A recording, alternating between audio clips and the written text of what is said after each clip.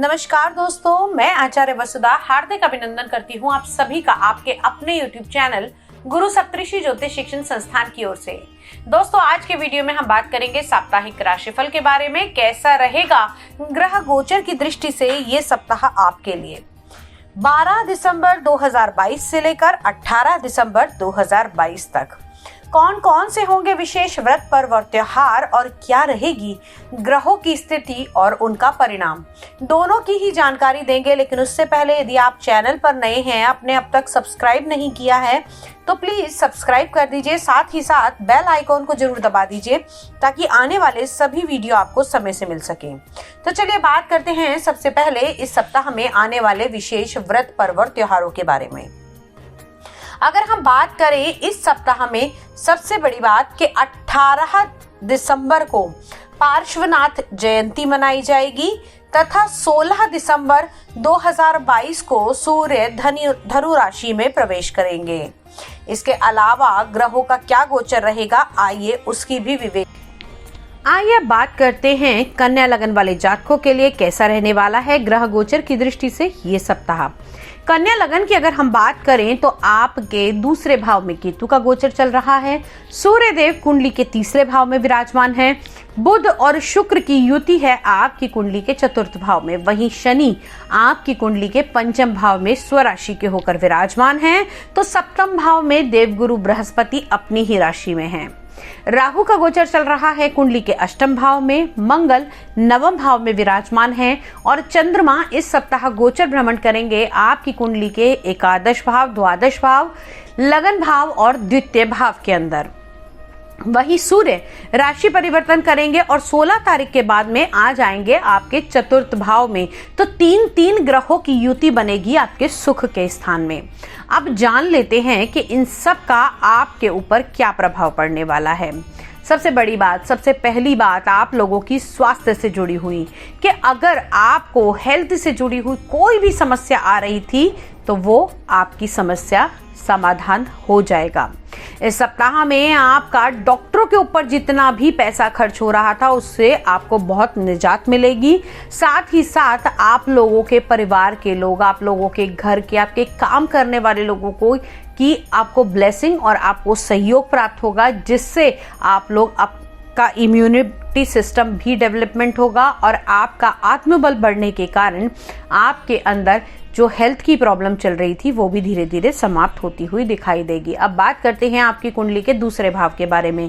यानी कि यहाँ पर अगर हम देखें तो केतु विराजमान है और दूसरे भाव के स्वामी, जी हाँ, शुक्र देव आपके सुख के स्थान के अंदर विराजमान है। तो इस टाइम पीरियड के दौरान आप लोगों को नए प्रॉफिट्स हो सकते हैं, डायमंड्स को खरीद सकते हैं या फिर मैं कहूँ किसी भी लग्जरियस आइटम को खरीदने का आपका योग बनता है। इस सप्ताह में आप अपने स्टेटस लेवल को थोड़ा और बेटर बनाने के लिए आगे बढ़ेंगे। साथ ही साथ सप्ताह में लिए हुए बड़े कदम आप लोगों के लिए लाभदायक रहेंगे। लेकिन हाँ, आप लोगों को इस सप्ताह में अपने बेवजह के खर्चों पर रोक लगानी होगी। अपने आप को इस सप्ताह के अंदर आप लोगों को और अच्छा डेवलप करके दिखाना होगा।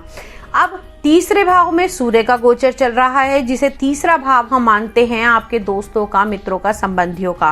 तो कहीं ना कहीं आपको ऐसा लग सकता है कि भाई मेरे दोस्त बहुत ज़्यादा ईगोइस्टिक हो गए हैं, अगर हमारी किसी बात पे लड़ाई झगड़ा हो गया है तो हम आगे बात ना करें, किसी चीज़ को आगे डिस्कस ना करें। तो दोस्तों, ये टाइम पीरियड आपका शॉर्ट टर्म है, आप लोगों को घबराने की आवश्यकता नहीं है। आपके संबंधी, आपके मित्र, आपके नियर डियर आपके साथ जुड़ेंगे। 16 तारीख तक का वेट कीजिए। अब बात करते हैं कुंडली के चतुर्थ भाव के बारे में। यानी कि यहाँ पर सूर्य, बुध और शुक्र तीन ग्रहों की युति बनेगी। लेकिन उससे पहले 16 तारीख तक बुध और शुक्र यहाँ विराजमान है।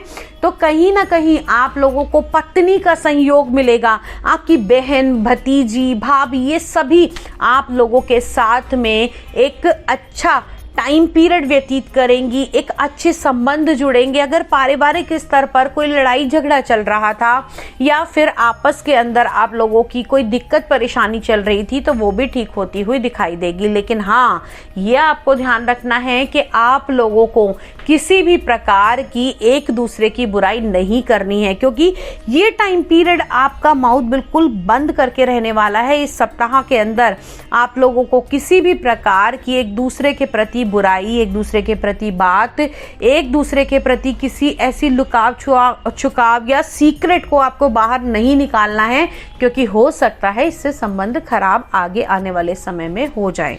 अब बात कर लेते हैं आप लोगों के पंचम भाव के बारे में। तो पंचम भाव से निर्णय करते हैं हम शिक्षा का, संतान का, कंपटीशन का और किसी भी प्रकार के रिस्क फैक्टर का भी।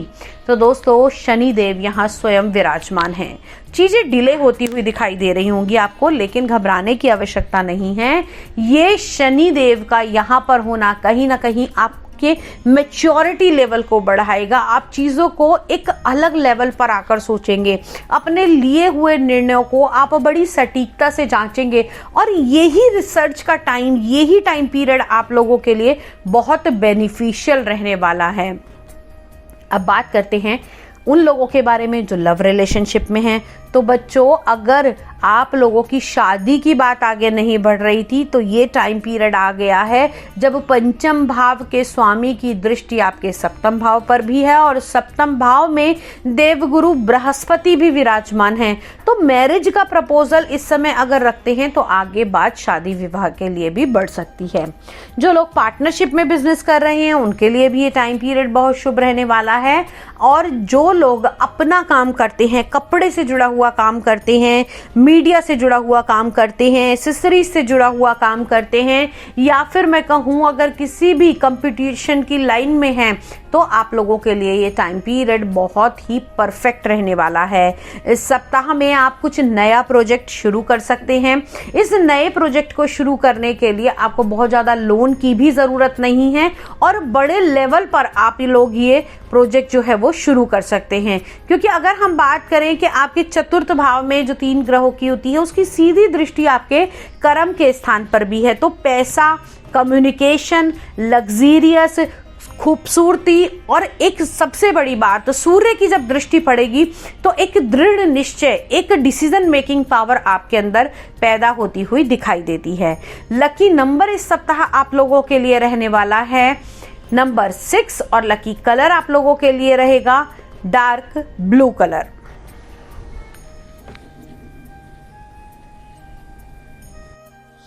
ये तो थी ग्रह गोचर की स्थिति और उसका राशिफल। लेकिन इसके अलावा दोस्तों हर एक व्यक्ति की अपनी एक अलग कुंडली होती है। हर एक व्यक्ति के अलग ग्रह और नक्षत्र तथा दशाएं होती हैं। आपके जीवन में क्या चल रहा है और किसके कारण आप परेशान हैं, यदि इस चीज का आप व्यक्तिगत रूप से विश्लेषण कराना चाहते हैं या फिर घर, फैक्ट्री इत्यादि का वास्तु कराना चाहते हैं या हमसे एस्ट्रोलॉजी, टैरो कार्ड रीडिंग या न्यूमरोलॉजी सीखना चाहते हैं, तो आप हमारे नंबर पर हमें संपर्क कर सके हमसे जुड़ सकते हैं। अगले वीडियो में आपसे फिर से मुलाकात करती हूँ। तब तक के लिए जय मां भगवती।